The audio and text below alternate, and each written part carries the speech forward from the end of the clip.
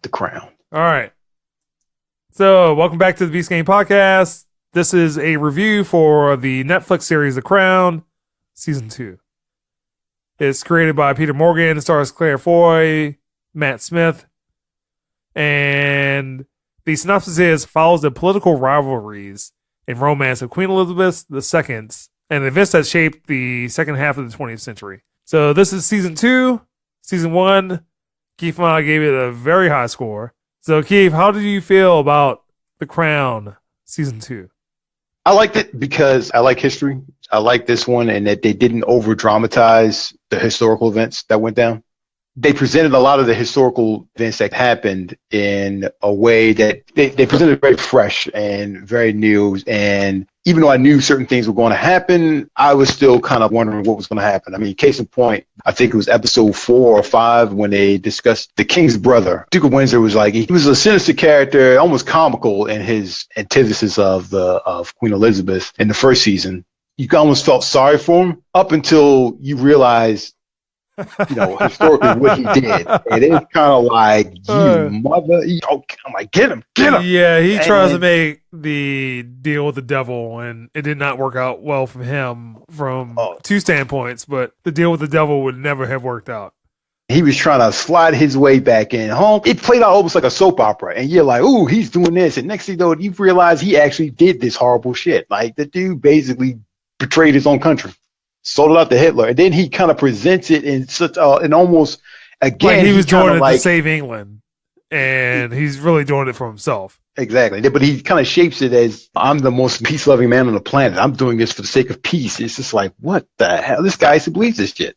Other things such as possibility of infidelity, they don't confirm it. They don't outright deny. It's kind of like they talk about it and they work through it almost like a real couple would. It was little tiny things. Like I remember reading something about an interview with Prince Charles talking about his childhood, going to this terrible school he went to. There was an episode about dedicated to that. And I had a lot of issues with that episode, but I thought it was good. Case in point that, some of the strengths of the series dramatized a lot of the elements, but it felt authentic. At the same time, it didn't feel like they were taking shots at the subject. They weren't taking shots at the crown, at the royals or anything like that. It looked like they were treating it with some reverence. And it's just little things like that. And so I thought this was about as good as the first season. Like the first season still had the wow factor for me where I was like, I didn't realize it was going to be this good. Second season had a lot to live up to. And I think for the most part it met that. I liked it. And it was a good series. I binged watched straight through it almost. And it was an easy watch. All right. So I felt that this is a big step down from the first season. Where the first season, I give it 8.5. It really deserved a 9. This feels like it's a greatest hits of the Royals. A thing that helped the first season was that, 1, it focused on Claire Foy. 2, is really her rise to power. And then also John Lithgow. And I think when that clicked, it was all those elements. That Claire Foy is becoming dominant, becoming a reluctant queen, but then said, look, if this is going to be thrust upon me, let me do it my way. Then also Matt Smith's character, who is slightly playboyish character, but how that whole relationship works out. And then this season, it did not continue on with the way that I felt the first season happened. So there's some pacing problems with the way that the episodes work out. I felt episode 4, Princess Margaret, and I felt that episode just kind of lasted way too long. Next episode, the Marionettes episode, that one worked out well. Some good dialogue in that particular episode because it's Lord Altrincham and then the Queen, and they have some dialogue between each other. Mm-hmm. Episode 7 and 8 suffers from some pacing problems. One of the episodes is like the Kennedy episode, and I think the other one was when she went... What? That Kennedy episode was epic, dude.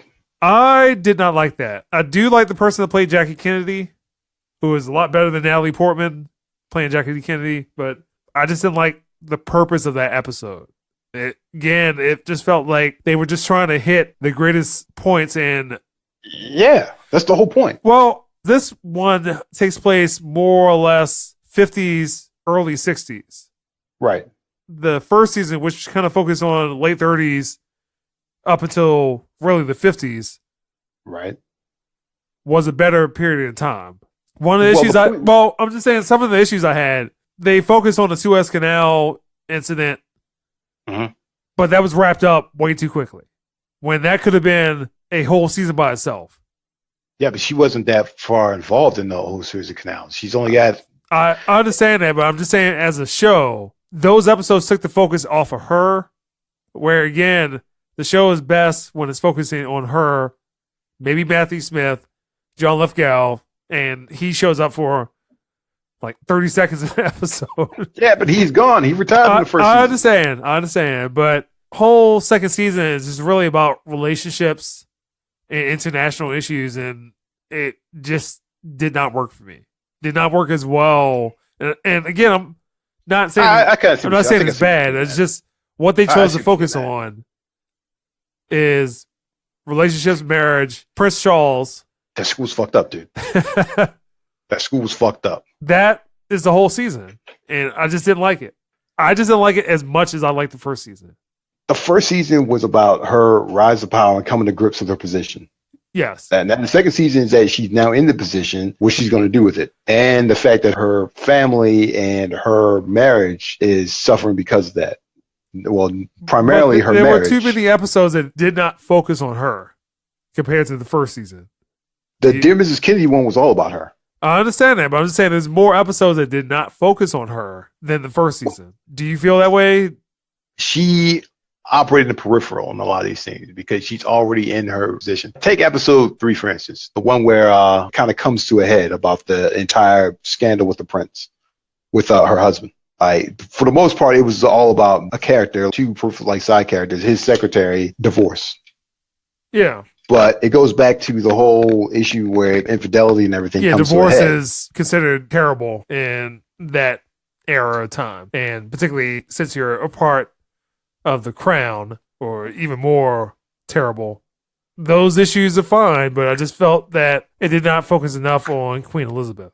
And because I really did not like that Prince Charles episode. I understand the purpose of it.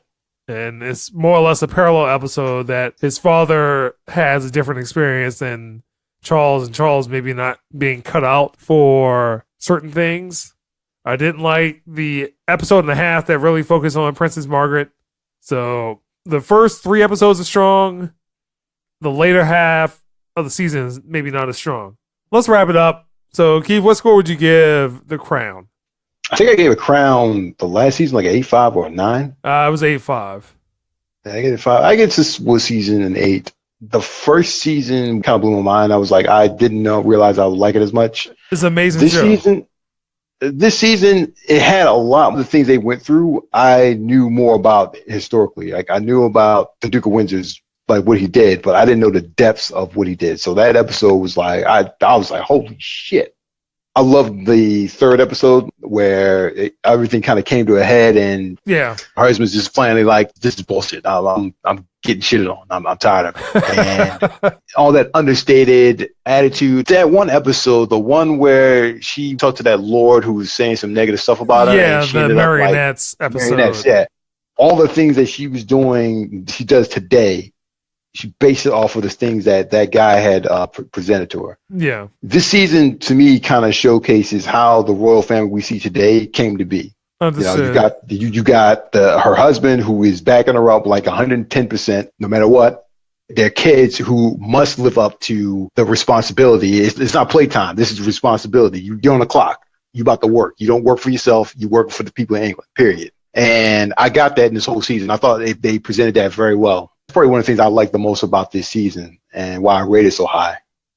So I agree with you. It's a step down in a lot of aspects, but it hits a different stride in the setup for what is to come. And it kind of gives you that image of how they came to be. They are what they are today.